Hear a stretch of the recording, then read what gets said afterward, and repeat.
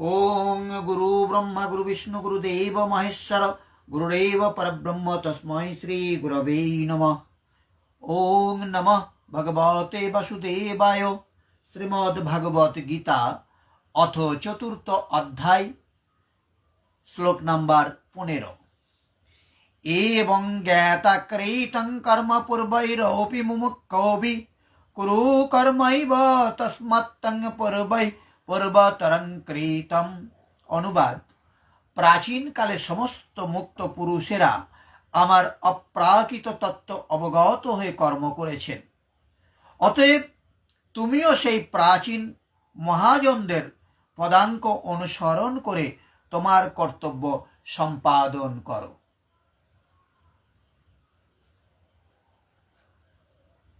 অর্জুন, প্রাচীন মুমুক্ষগণ এই প্রকার জেনেই কর্ম করেছেন। কি জেনে কর্ম করেছেন? না, এই যে যখন কর্মের পরিণাম পরমাত্মা পৃথক থাকে না, কর্মের পরিণাম পরমাত্মা স্পৃহা সমাপ্ত হলে ওই পুরুষ কর্ম দ্বারা আবদ্ধ হন না। কেমন? ধরুন, আপনি কোনো একজন ব্যক্তির বাড়িতে যাচ্ছেন, এটা আপনার গন্তব্য। এইবার তাহলে আপনি সেই ব্যক্তির নাম করতে করতে যাচ্ছেন। ধরুন কারো বাড়িতে যাচ্ছেন, তার নাম মধুসূদন। আপনি রাস্তায় মধুসূদন মধুসূদন মধুসূদন বলতে বলতে মনে করতে করতে গেলেন। এইবার মধুসূদনের বাড়িতেও যখন আপনি পৌঁছে গেছেন, তার সামনে গিয়েও যদি মধুসূদন মধুসূদন মধুসূদন করতে থাকেন, তার আর দরকার আছে কি? কারণ জায়গায় তো পৌঁছে গেছি। তাহলে এখানে বলছে যে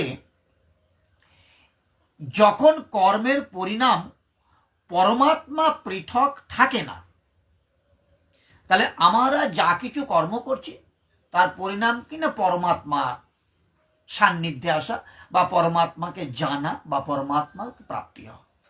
তাহলে যখন সেটা জেনে যাবে, তাহলে আর কাজ আর কর্ম, মানে যেটা করতে যাচ্ছি আর যে করছে, সে বিষয়ে আর কোনো পৃথক সত্তা থাকে না।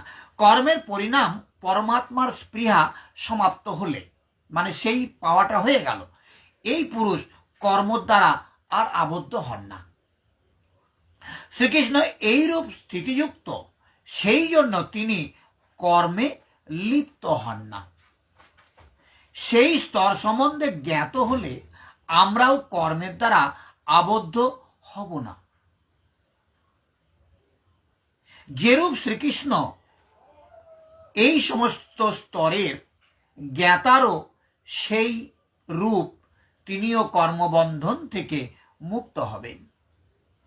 শ্রীকৃষ্ণ ভগবান, মহাত্মা, অব্যক্ত, যোগেশ্বর, মহাযোগেশ্বর যাই হন না কেন, সে স্বরূপ সকলের জন্য।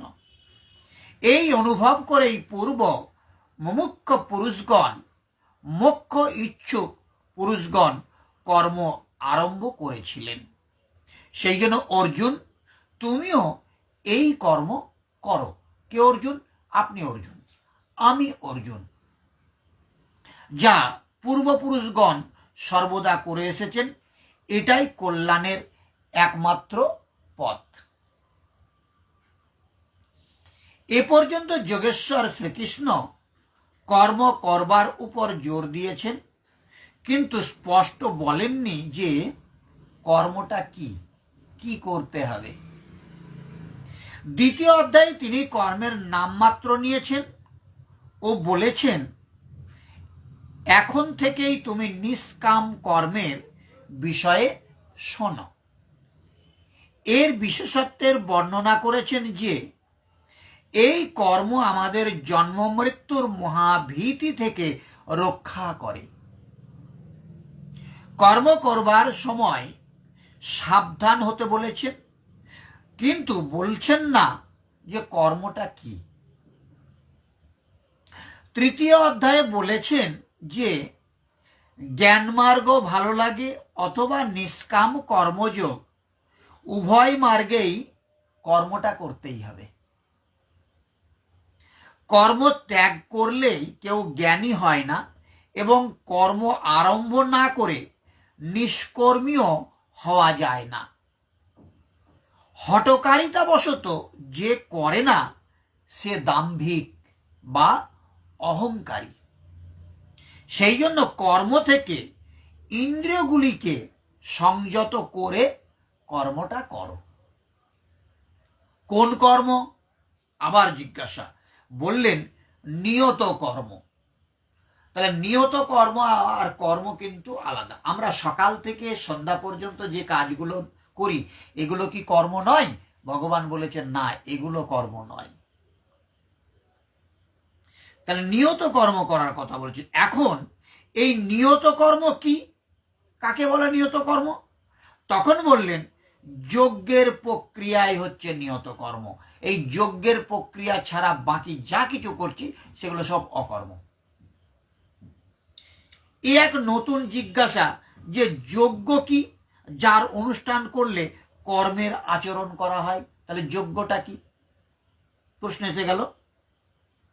এখানেও যজ্ঞের উৎপত্তি বিষয়ে বলেছেন, এর বিশেষত্বের বর্ণনা করেছেন, কিন্তু যজ্ঞ কি সেটা কিন্তু বললেন না। তাহলে কর্ম কি স্পষ্ট হতো, কিন্তু সেটা হলো না। এখনো কর্ম কি সেটা কিন্তু স্পষ্ট হয়নি। এখন বলছেন অর্জুন, কর্ম কি অকর্ম কি এ বিষয়ে বড় বড় বিদ্বান মোহিত, তাই তা সুস্পষ্টভাবে জানা উচিত। তাৎপর্য কি বলছে জেনে নিই আমরা। পৃথিবীতে দুই শ্রেণীর মানুষ আছে। তাদের মধ্যে এক শ্রেণীর মানুষ, সেই মানুষের হৃদয় সব রকমের কলুষে পরিপূর্ণ এবং অন্য শ্রেণীর মানুষের হৃদয়ে অত্যন্ত নির্মল।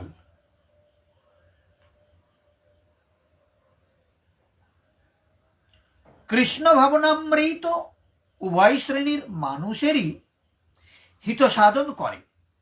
যাদের হৃদয় কলুষে পরিপূর্ণ তারা কৃষ্ণ ভাবনার পন্থা অবলম্বন পূর্বক বিধিভক্তির অনুশীলন করে তাদের হৃদয়কে পরিষ্কার করতে পারে। আর স্বাভাবিকভাবেই কলুষ মুক্ত মানুষেরা একই কৃষ্ণ ভাবনার অনুশীলন করতে পারে, যাতে অন্য মানুষেরা তাদের দৃষ্টান্তমূলক কার্যকলাপ অনুসরণ করে উপকৃত হতে পারে। মূর্খ মানুষেরা কিংবা কৃষ্ণ ভাবনায় নবাগত মানুষেরা অনেক সময় প্রকৃত জ্ঞানের অভাবে সব রকমের কাজকর্ম পরিত্যাগ করতে চায়।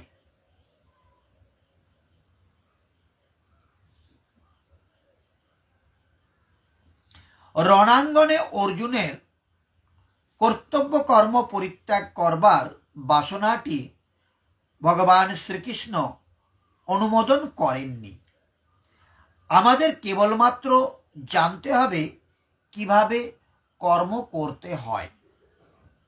কৃষ্ণ ভাবনাময় কার্যকলাপ পরিত্যাগপূর্বক একান্ত কৃষ্ণ ভক্তির ভান করে বসে থাকার চেয়ে ভগবান শ্রীকৃষ্ণের সেবা করবার উদ্দেশ্য সব রকম কাজকর্ম নিয়োজিত হওয়া প্রকৃতপক্ষে অনেক বেশি গুরুত্বপূর্ণ।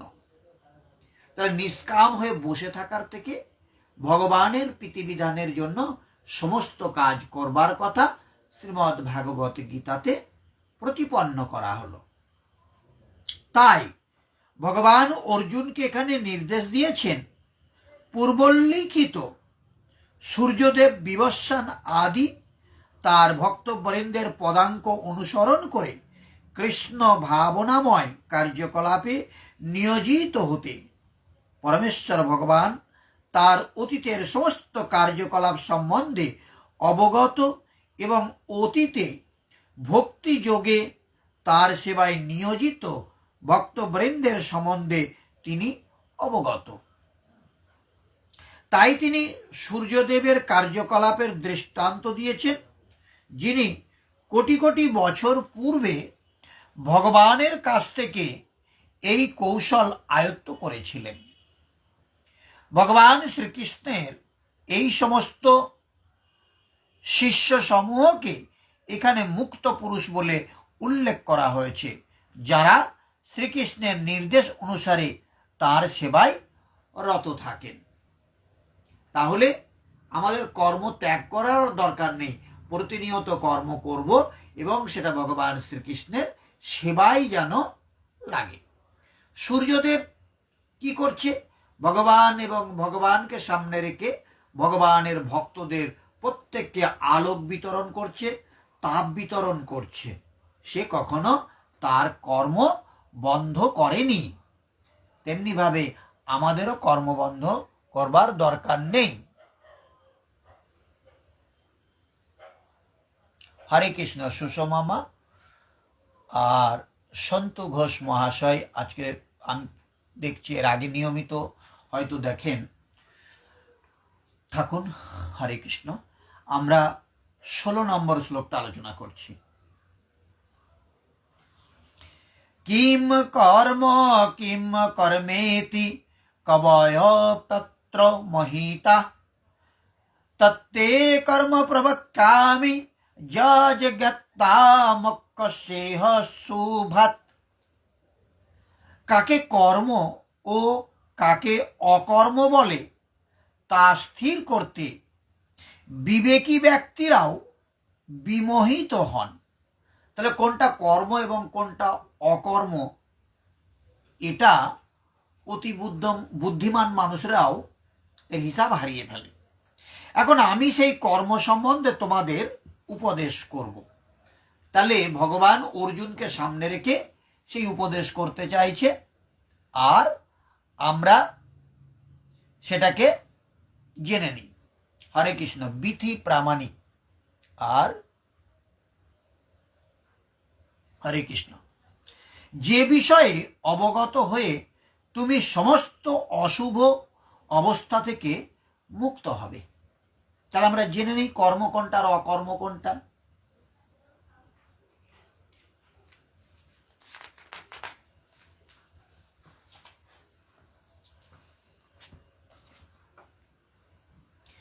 কর্ম কি অকর্ম কি এ বিষয়ে বুদ্ধিমান পুরুষগণ মহাচ্ছন্ন।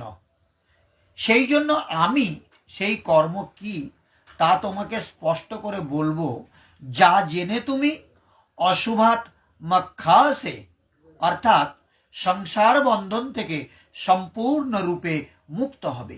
তাহলে এটা জানা আমাদের অবশ্যই কর্তব্য। কর্মই সংসার বন্ধন থেকে মুক্ত করবে। তাহলে কর্মই কিন্তু সংসারে আমাদেরকে বেঁধে রাখে, আর এখানে বলছে সেই কর্মটা করলে সংসার বন্ধন থেকে মুক্ত হওয়া যাবে। তাহলে সেই কর্মটা কি আমাদের জানা অত্যন্ত জরুরি। এই কর্মকে জানবার জন্য শ্রীকৃষ্ণ পুনরায় জোর দিলেন, সেটা 17 নম্বর শ্লোকে আমরা আলোচনা করব। তার আগে 16 নম্বর শ্লোকের তাৎপর্য যেটা বলেছে সেটা আমরা একটু আলোচনা করে নিই।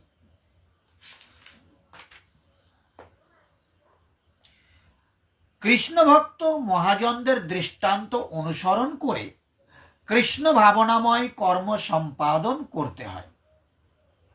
15 শ্লোকে মানে 15 নম্বর শ্লোকে ভগবান সেই উপদেশ দিয়েছেন।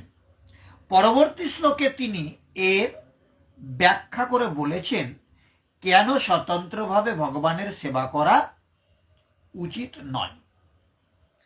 ভালো করে ভাবুন, কেন স্বতন্ত্রভাবে ভগবানের সেবা করা উচিত নয়। তার মানে স্বতন্ত্রভাবে মানে নিজের ইচ্ছা মতো ভগবানের সেবা করা যাবে না। এই অধ্যায়ে প্রথমেই বর্ণনা করা হয়েছে যে পরম্পরার ধারায় ভগবত তত্ত্ব জ্ঞানসম্পন্ন মহাজনদের অধীনে কৃষ্ণ ভাবনাময় কর্ম সম্পাদন করতে হয়।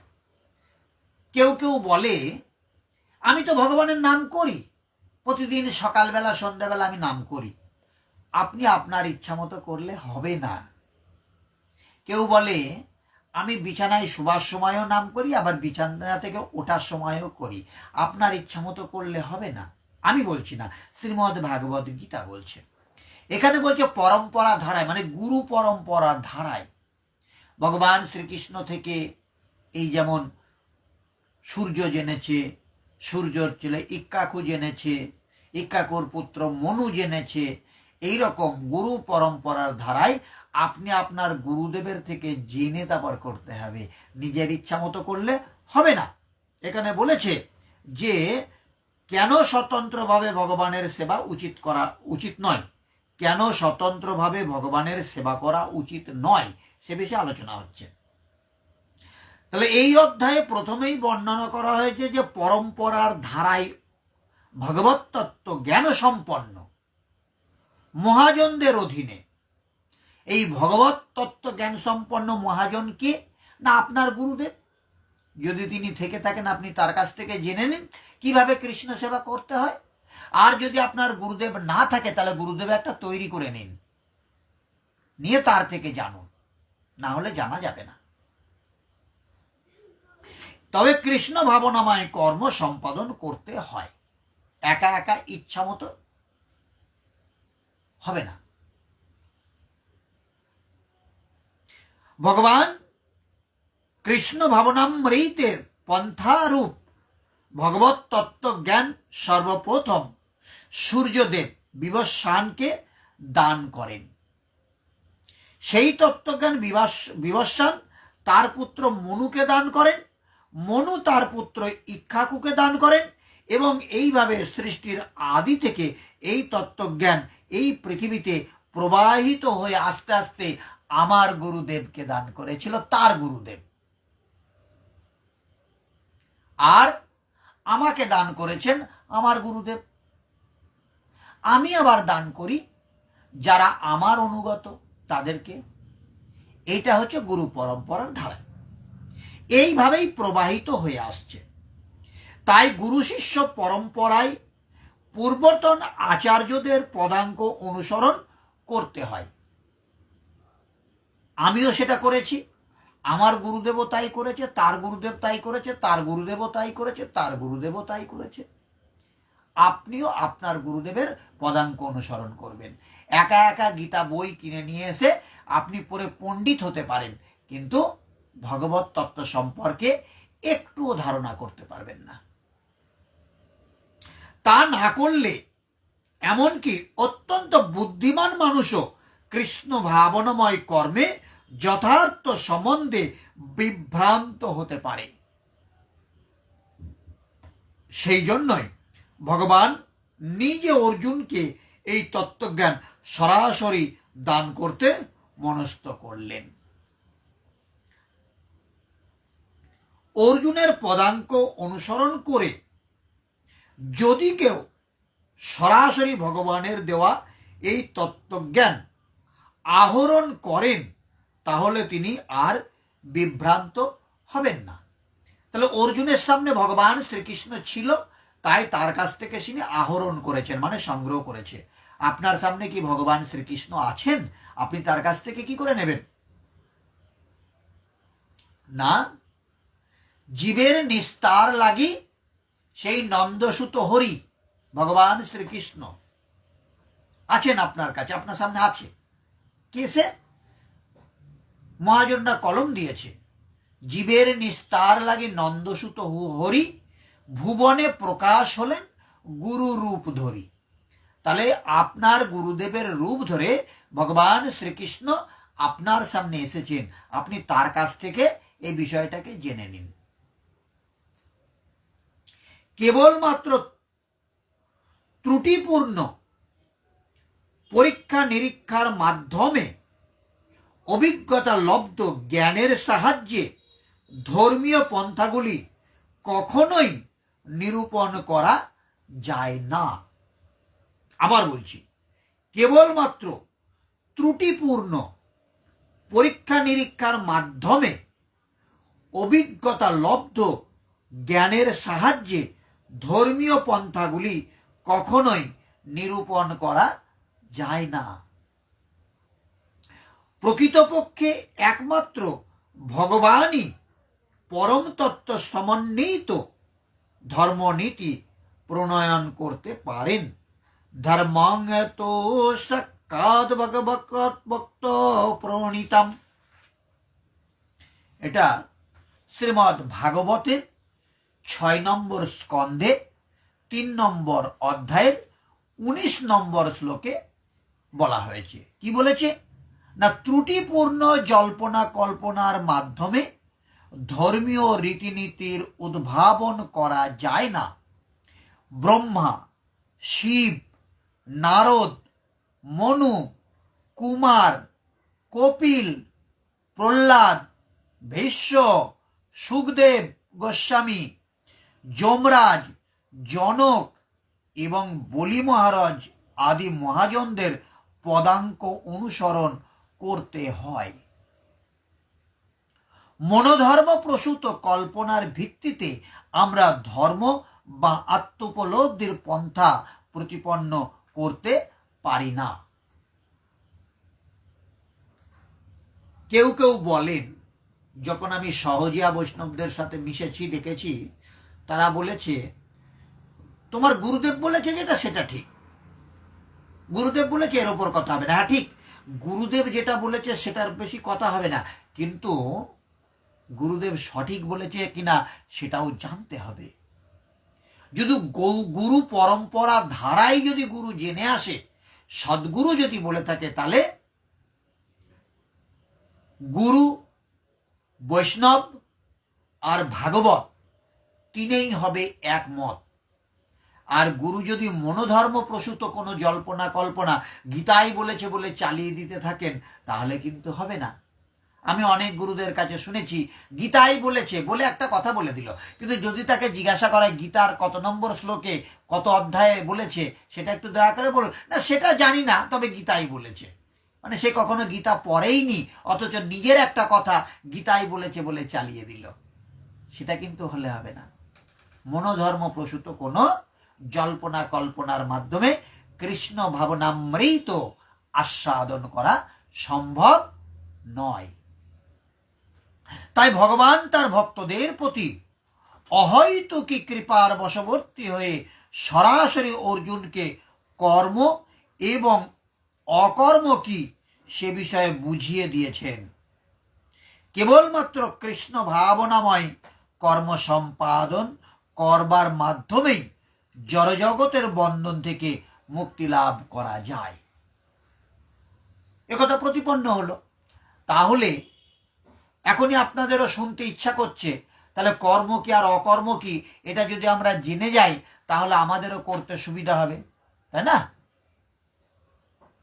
কিন্তু একটু ধৈর্য ধরতে হবে। আমরা আগামী দিন 17 নম্বর শ্লোকে সেটা আলোচনা করব। আপনারা যারা যারা আজকে অনলাইনে রয়েছেন, কালকেও এই টাইমে থাকবেন, তাহলে 17 নম্বর শ্লোক নিয়ে আমরা আবার আলোচনা করব। আজকে এই পর্যন্তই থাক।